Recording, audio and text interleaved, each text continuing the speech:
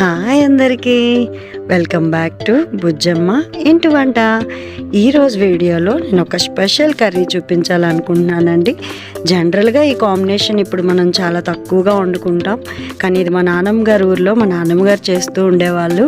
మరి చికెను వంకాయలు కలిపి కర్రీ చేసేవారు.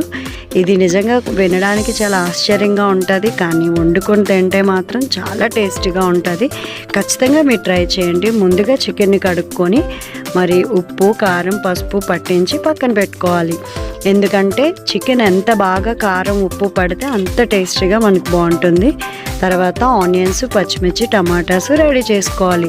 ఈ వంకాయలు చూసారు కదా, ఇది చాలా స్పెషల్ వంకాయ, చాలా చిన్నగా ఉంటాయి. ఇవి టేస్ట్ చాలా బాగుంటాయి.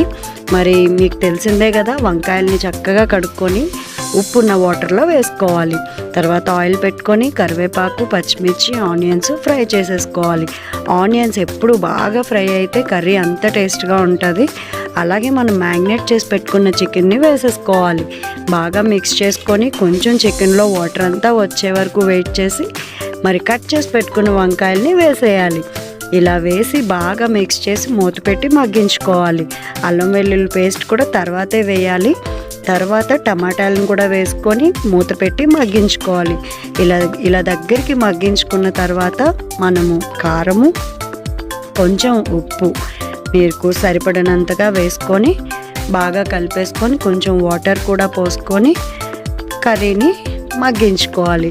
ఇలా మగ్గించుకొని ఎంత సిమ్లో పెట్టి మగ్గించుకుంటే అంత టేస్ట్ బాగుంటుంది. ఎవరైనా సరే ఈజీగా చేసుకోవచ్చండి. ఈ వంకాయ చికెన్ కర్రీ మాత్రం ట్రై చేయడం మర్చిపోవద్దు. వేడి వేడి అన్నంలో వేసుకొని తింటే చాలా బాగుంటుంది. మరి నేను ట్రై చేశాను, చాలా బాగా వచ్చింది.